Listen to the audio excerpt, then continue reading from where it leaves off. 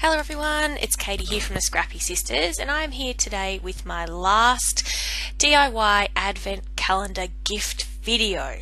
So today I am making some note cards for Jess, and I'm using a stamp set called Love You Lots from Stampin' Up. I do sell Stampin' Up.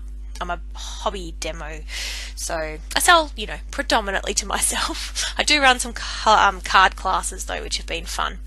But I'm using this stamp set, which has the cutest little animals. So I'm stamping a hedgehog at the moment, and then I do a frog, which I actually don't end up using, spoiler alert, and I do some ladybugs. So cute. So I'm stamping these out because I'm actually going to cut them out with my Big Shot using some oval dies, which I think is pretty cool. So I'm stamping the frogs now, but unfortunately I stamped them on paper that was too small, so I didn't think about that. So I couldn't use them in this particular for these particular cards, but I have kept them and I will use them somewhere else. I just couldn't use them for this card. So I've stamped out these. I stamped out quite a few hedgehogs and ladybugs so that I had plenty of leftover. I wasn't sure how many I was going to do, but I ended up doing 8 maybe. We'll see at the end where I show you the close-up. So here I am just running them through my Big Shot. I don't show you all of them, don't panic. And I know I've sped this up super fast, but this is the boring bit, just the stamping and the cutting. It's easy. So I'm about to, by the power of editing, transition to, everything's been cut out. So I also cut out some circles from my pattern paper that I'm using, and now I'm just making my little note cards. So they're quite small, as you can see in this picture, and I'm just popping down a little piece of pattern paper that's not as wide or as tall as the cardstock that I'm using for the base of the card, because that's deliberate, obviously. I wanted there to be a bit of white space for the circles to sit on. So I've stuck all those together, and now I'm just laying out the circles so that the same patterns are together, because I want to make sure that I'm not putting the same pattern on top of the rectangular piece of pattern paper on the note card. So I'm figuring out how I want it all to come together.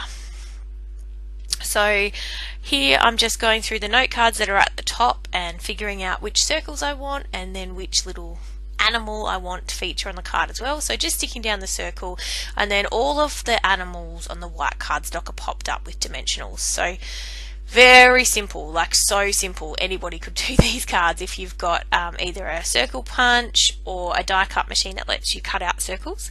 I'm also putting a bit of copper thread behind a couple, not all of the cards have the copper thread, but about half of them do, and I just use the dimensionals to kind of hold that thread together and then stick it down onto the card.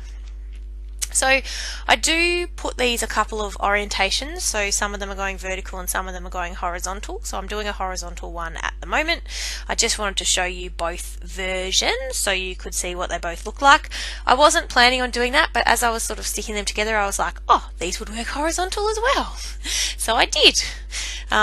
So again, putting a little bit of thread behind. I don't put thread behind them all, which you'll see at the end, but I do put thread behind quite a few because I think it looks cute, just adds a little bit of extra, extra texture and a bit of bling to the card. So I'm colouring in using some red Stampin' Up markers, just the ladybugs in red.